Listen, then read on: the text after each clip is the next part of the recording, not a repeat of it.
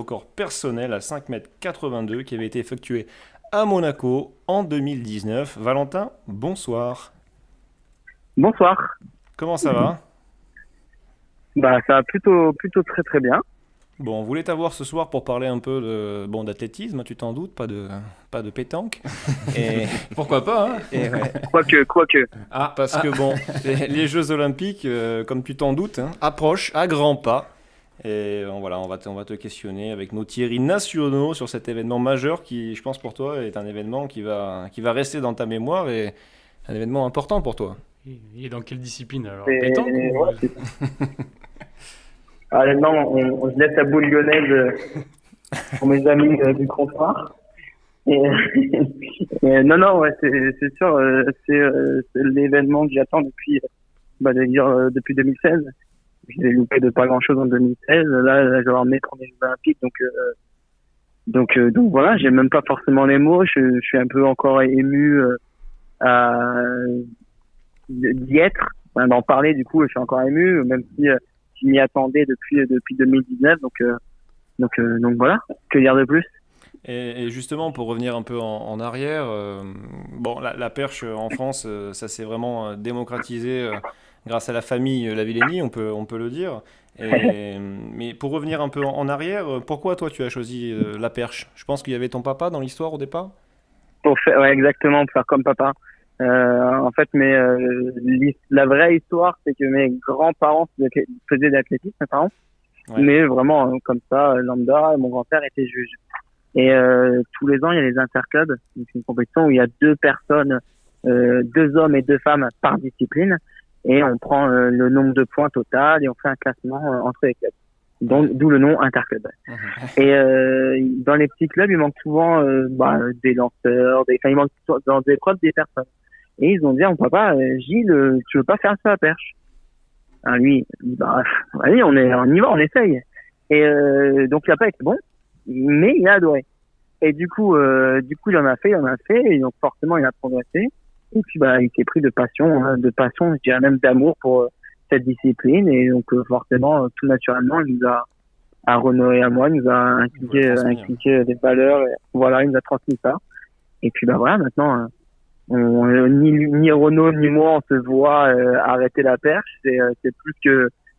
Ça a une part très importante dans notre vie. Donc voilà, on a fait comme papa. Et puis on a dépassé papa et c'est pour le plus grand bonheur de papa d'être papa maintenant, quoi. C'est intéressant justement que tu dises ça. À quel moment dans ta carrière entre guillemets d'adolescent tu as voulu faire de la perche à niveau professionnel et en faire ton métier?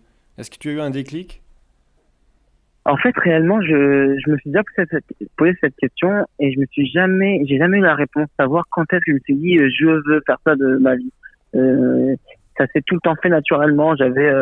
J'avais plus, on va dire, la flemme de faire des choses. Je savais pas ce que je voulais faire plus tard. Et puis, j'étais pas bon à la perche étant jeune. Donc, j'ai dû quand même bosser. Ouais. J'ai dû bosser. Et puis, ça s'est fait, on va dire, naturellement. En fait, quand je suis arrivé à la fac et en même temps, je fais mes premiers championnats du monde, ça se fait naturellement. J'ai pas eu de déclic, je me suis dit, je veux faire ça. Puis, de toute façon, ça marche pas. C'est parce que tu veux faire ça que tu vas y arriver. C'est un sport, c'est un sport, quoi. C'est un sport, tu peux pas dire je veux faire telle chose et y arriver. C'est pas comme si tu dis je veux être médecin, tu peux mettre 10 ans si c'est bon, 20 ans si c'est moins bon, mais tu peux y arriver. T'avais des exemples du coup quand tu t'es au fur et à mesure plein. où tu t'es développé, Plein parce que t'avais des exemples énorme particuliers? parce que moi j'étais pas bon chez les jeunes. Donc c'est à dire que en cadet, donc cadet c'est moins de 18 et en junior moins de 20. Je me qualifiais tout juste au championnat de France. Ma meilleure place en junior, je fais 5e au championnat de France. Donc ça veut dire qu'à chaque fois il y avait plein de mecs devant moi. Et de la génération donc, 91, il reste une personne, il reste un mec qui a fait les Jeux donc Stanley Joseph en 2016. Et le reste, ils ont pas.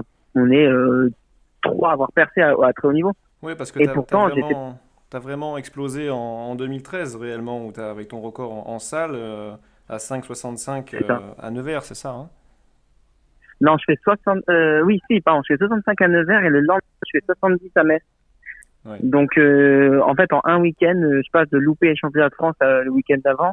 Ouais. Et une semaine après, je fais 65-70. Donc, j'ai explosé à ce moment-là. Mais voilà, sinon, juste avant ça, l'année d'avant, j'étais dans la masse. Et 2 ans avant, je me qualifie pas au championnat d'Europe Espoir. Ouais, c'est clair. Enfin, ouais, c'est ça. Je passe de pas me qualifier à faire podium.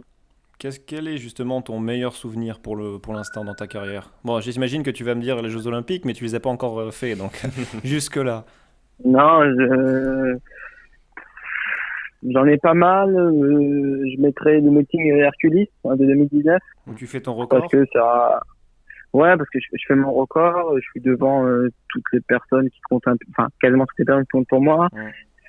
Ça avait un peu clôturé le chapitre de mon accident que j'ai eu en 2018. La reconstruction s'est faite beaucoup à Monaco ou du moins avec certaines personnes de Monaco. Ouais. Donc je mettrai ça et puis après mon podium au championnat d'Europe. Ouais. Heureusement. Si jamais je mets pas ça au moins dans le top 3, c'est bien. Ouais, non, mais c'est sûr, c'est clair. Ouais, moi j'avais une petite question pour toi, Valentin. On sait que cette année ça va être un peu particulier les Jeux Olympiques avec le nombre de bulles qui seront mises en place, les bulles athlètes, bulles médias, tout ça. Comment est-ce que ça change ton approche de la compétition, de savoir que tu vas pas pouvoir par exemple beaucoup trop circuler dans le village olympique ou que tu vas pouvoir aller visiter, parce qu'on sait que ça fait partie aussi du voyage des athlètes. Qu'est-ce que ça change dans ta préparation? Elle nous l'a fait pas à la Benoît Paire. Hein. Non, il sera pas au JO, Benoît. Ouais. Alors, j'ai jamais fait les jeux, donc je peux pas. En gros, c'est ma première expérience. Donc au final, moi, dans ma tête, ça va être les jeux vont être comme ça, alors que non. Je sais que les jeux c'est plus la fête du sport. Ça va être la fête du sport, on va dire limité. Après, moi, je me dis que je suis tellement heureux que les jeux aient quand même lieu. Au final, toutes les personnes derrière la télé pourront quand même vivre ce moment magique. Donc il faut, c'est facile de regarder que le mauvais. Et moi, je préfère regarder le bon, me dire que les jeux ont lieu. Ils auraient dû être l'année dernière. Je me souviens quand ils ont annoncé qu'ils n'avaient pas lieu. Je suis parti faire des courses et j'ai acheté tout ce qu'il fallait pas de bon pour la santé.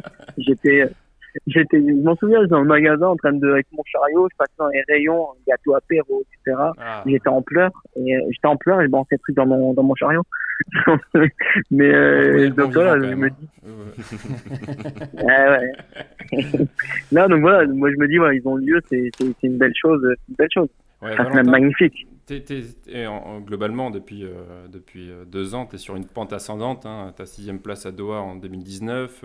Tu es régulier à 5,80 m. Tes titres de champion de France en salle, en extérieur, ça représente vraiment un step énorme pour toi depuis plusieurs années. Là, comment t'expliques cela réellement là, depuis ce franchissement du cap ouais.